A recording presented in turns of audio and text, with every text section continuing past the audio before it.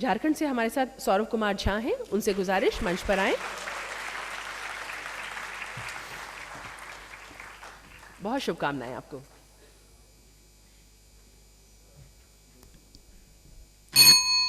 है नमन इस मातृभूमि को, विश्व का सिरमौर भारत, तप तपस्या साधना की, शौर्य का प्रतिबिंब भारत, स्वर लहरियां उठ रही है, देश तप आराधना की, कोटि हृदयों में बसी है, चाह तेरी साधना की, चाह तेरी साधना की।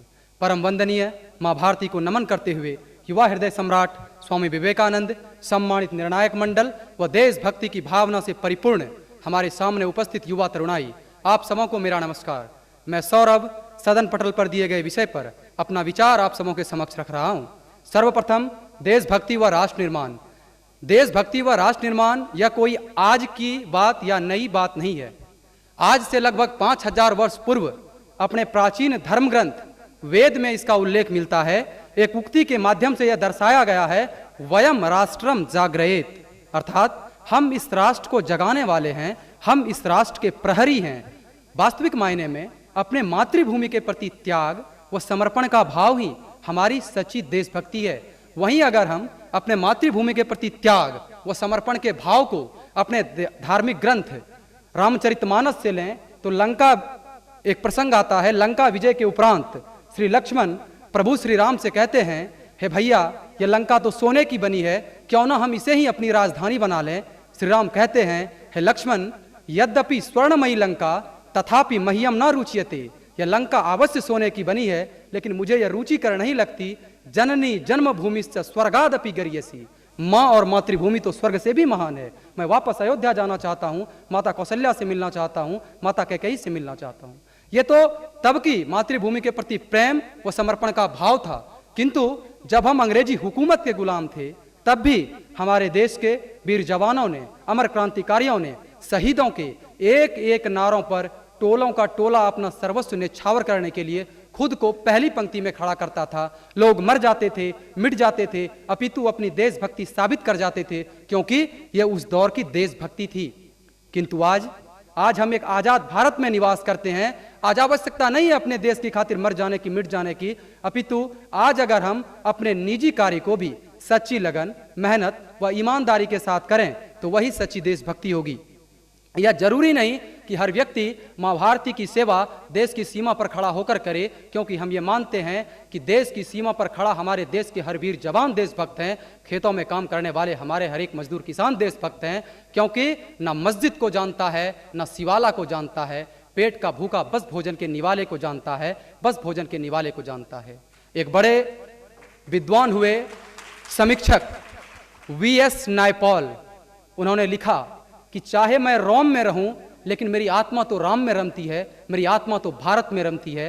अपितु एक वैचारिक बीमारी हम अपने समाज में, अपने देश में देख पाते हैं कि आज हम ही अपने देश की संस्कृति, सभ्यता व अपनी मातृभूमि के प्रति आलोचित शब्द का प्रयोग करते हैं, संविधान व अभिव्यक्ति स्वतंत्रता का गलत फायदा उठाते हैं और हम भूल जाते हैं कि ये भारत मेरी माँ है, ये भारत मेरी माँ है। और हम में से, आप में से किसी की माँ अगर बुजुर्ग हो, एक आंख से हो, एक पैर से हो, तो हम उसे अंधी लंगड़ी कहकर सम्मानित नहीं बल्कि अपनी माँ कहते हैं। ठीक उसी प्रकार ये भारत मेरी माँ है और ये तो गौरवशाली भारत है।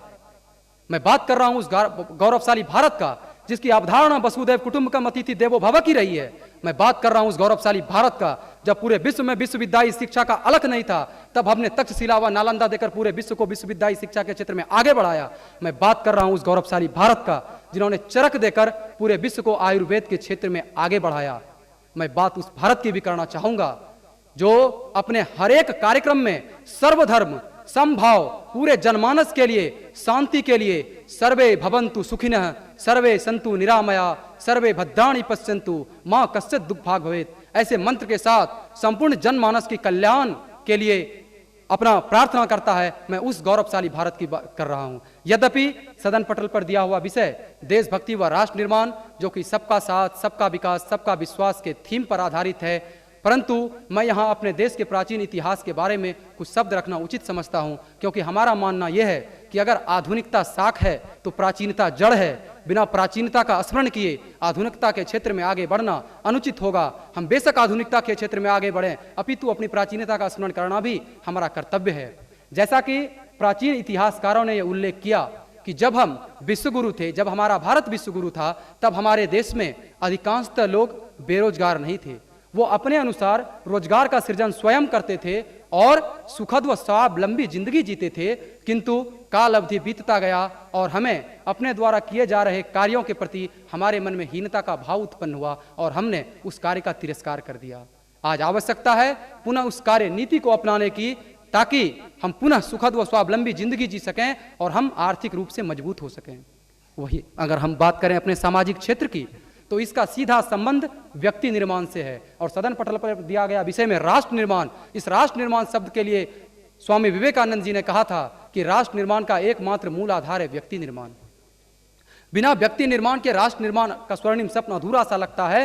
तो हमारे मन में, जहन में ये सवाल पैदा होता है कि जब हम सभी व्यक्ति हैं तो आखिर हमारा निर्माण कैसा। हम सभी ये जानते हैं, जब हमारे परिवार में एक छोटा बच्चा जन्म लेता है तो जन्म से कुछ समय उपरांत ही वो बच्चा बोलना सीख जाता है, किंतु कब, कहाँ, क्या और कैसे बोलना है ये सीखने में पूरी जिंदगी लग जाती है और वो बच्चा नहीं सीख पाता है। अतः व्यक्ति के अंदर अच्छी शिक्षा, अच्छा संस्कार व अच्छा चरित्र का निर्माण करना ही व्यक्ति निर्माण है। यहां से हम चरित्र शब्द को नहीं हटा सकते, क्योंकि आदर्श एक गौरवशाली भारत का नींव ही हमारा राष्ट्रवासी का चरित्र निर्माण है। अतः व्यक्ति के अंदर व्यक्तित्व का निर्माण करना ही व्यक्ति निर्माण है। वहीं हम व्यक्ति निर्माण से समाज निर्माण की अगर बात करें तो समाज निर्माण एक ऐसा समाज जो शिक्षा व समरसता से ओतप्रोत हो, एक ऐसा समाज जो अपने निज स्वार्थ को त्यागते हुए राष्ट्र हित के बारे में चिंतन करता हो, एक ऐसा समाज जो जाति, पंथ, धर्म, मजहब से ऊपर उठकर राष्ट्र प्रथम का भाव अपने अंदर रखता हो। और हमें जानना चाहिए कि हम किसी भी जाति, पंथ, धर्म, मजहब के बाद में होते हैं, हम पहले भारतीय हैं। और विष्णु पुराण में भी इसका उल्लेख मिलता है, उत्तरंग यत् समुद्रस्य हिमाद्रश्चैव च दक्षिणम वर्षं तद भारतम नाम भारती तत्र संतति। वह भूभाग जो समुद्र से उत्तर व हिमालय से दक्षिण है वो भारत है, और वहां रहने वाले हर एक नागरिक भारतीय है, वो किसी भी जाति, पंथ, धर्म, मजहब के बाद में है। जब ऐसा भाव हमारे अंदर जागृत होगा, जब एक शिक्षित समाज का निर्माण होगा, तब समाज का हर एक व्यक्ति यह समझ पाएगा कि क्या हमारे हित में है और क्या हमारे अनहित में है। जब एक ऐसा समाज का निर्माण होगा तब सवाल आता है उस समाज के मूलभूत सुविधाओं की। मूलभूत सुविधाओं जैसे रोटी, कपड़ा, मकान, शिक्षा, स्वास्थ्य, सड़क की। इस संदर्भ में मैं बस इतना कहूंगा कि सबका साथ, सबका विकास, सबका विश्वास यह एक संजीवनी के तरह कार्य कर रहा है, और केवल शहरी ही नहीं अपितु ग्रामीण सुदूर क्षेत्रों में भी इन सारी सुविधाओं को मुहैया कराते हुए अपना पुनः एक भारत को श्रेष्ठ भारत बनाने की दृष्टि से कार्य कर रहा है। आवश्यकता है व्यक्ति से व्यक्ति, व्यक्ति से समाज व समाज से राष्ट्र को एक सूत्र में पिरोया जाए, ताकि समाज के अंतिम पंक्ति में बैठा हुआ व्यक्ति भी अपना संवाद उच्च स्तर पर बैठा हुआ व्यक्ति तक पहुंचा सके। पुनः अगर हम बात करें अपनी मातृशक्ति की, अपने माताओं बहनों की, तो हमें महज ये कहने तक सीमित नहीं रखना चाहिए कि हम पुरुषों के पास अगर मातृत्व की शक्ति है तो हमारी बहनों के पास, हमारी माताओं के पास शक्ति का मातृत्व है। आज आवश्यकता है उस शक्ति के मातृत्व को जगाने की। आज आवश्यकता है उन्हें एहसास कराने की कि वो शक्ति की मातृत्व है।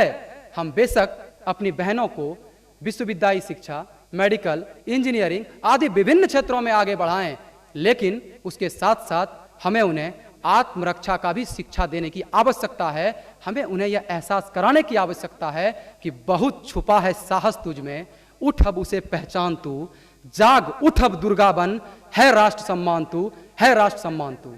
जब ऐसा भाव हमारे बहनों के अंदर जागृत होगा, तब जाकर के हमें लगता है कि चाहे वह दिल्ली हो, हैदराबाद हो व रांची जैसे अमर्यादित घटनाओं पर हद तक लगाम लगेगा। हमारी बहनें ये समझ पाएगी कि वो केवल पीड़िता नहीं, योद्धा है, हर नारी स्वयं सिद्धा है। ऐसा भाव उनके अंदर जागृत होगा।